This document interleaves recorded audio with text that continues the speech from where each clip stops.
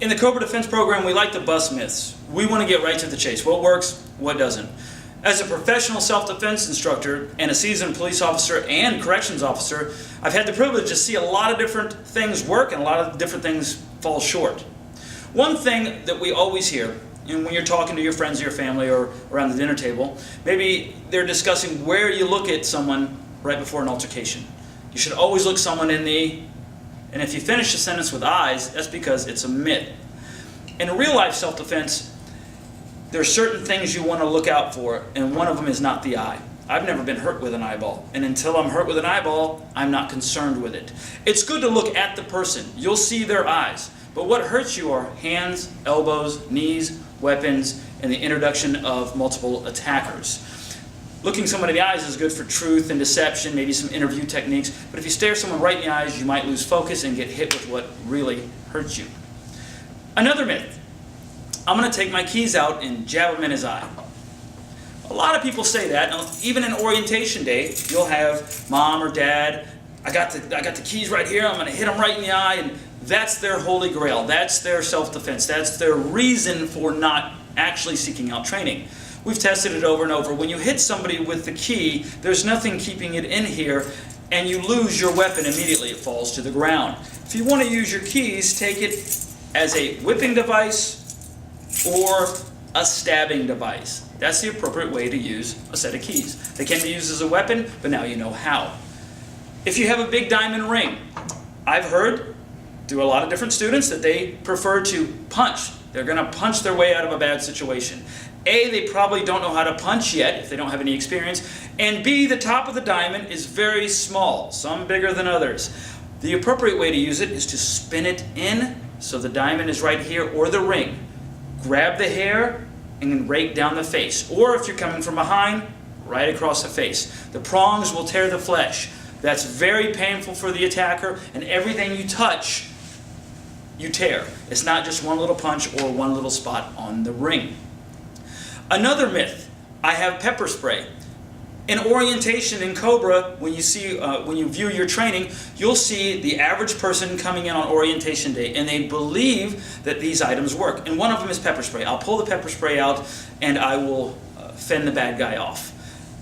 Action versus reaction says you're going to have a hard time doing that. He's already picked the time, place, and method. He probably already has his hands on you. You're digging in your purse. You have to pull it out, open it up, spin it, and spray. And you have to do it in a calm, controlled manner.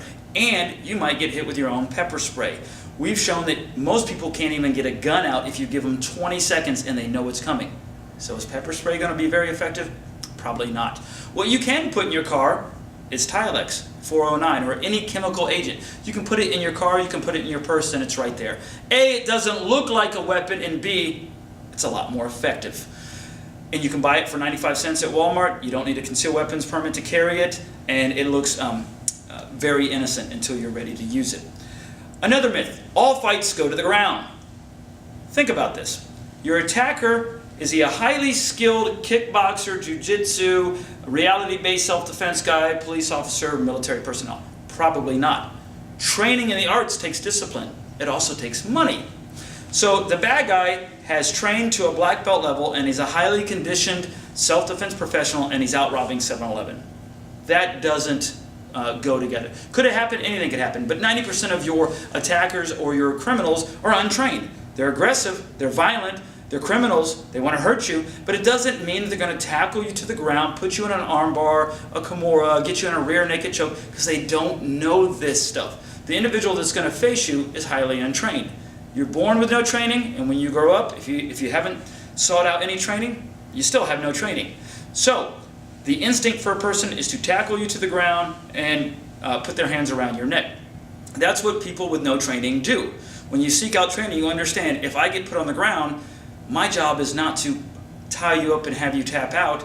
My job is to survive, get to my feet quickly. Whether I have to hit you in the eyes, bite you, do a groin grab, or whatever it is, I need to get to my feet and I need to survive this situation. The ultimate myth, especially females, and it's nothing against you guys, but society as a whole, you can complete the sentence. If a guy approaches you and he's giving you a hard time and he goes to put his hands on you, you're going to kick him in his groin, right? Well, let's talk about this. Your first instinct is to compromise your balance. You're going to lift one leg. Now you have half of your balance. You're going to kick an area you can't see. You're going to use your shoe, which is much bigger than the space it's trying to fit in. You're kicking a person who's been defending that area their entire life. Just step back and move. And here's the kicker. It doesn't hurt like you think it does. Let me be very clear on this. Is it uncomfortable? Yes. Could you hit someone square and it affects them? Yes. Let's talk about the determined criminal. Determined criminal. This is the analogy. If you ask any male, there's $1 million at 30 feet from here. You can have it, but I'm going to kick you in the groin as hard as I can first. You just have to run after I do it. They will do it. You can kick this guy right in his groin, and he will go for that $1 million. He's determined. The criminal wants his freedom, or he wants the money that he stole from the bank. So you can kick him in the groin. That is a very low-value technique. When I was in the police department, they didn't tell you, okay, you come up to a burglary suspect, kick him in his groin. They know it's an ineffective technique. What does work? You grab them, because you know what you have when you have it. You pull, it pulls it from the body, causing internal bleeding. That's very painful, it's highly effective, and it's easy to do. We go around thinking about these myths, we rely on them. Hey, I have a concealed weapons permit. That's nothing more than a piece of plastic you got 5 or 10 years ago that now you have to use in a life or death situation. We show through our training and experience that a lot of this stuff absolutely doesn't work. Through your training in C.O.B.R.A, we will show you what does work.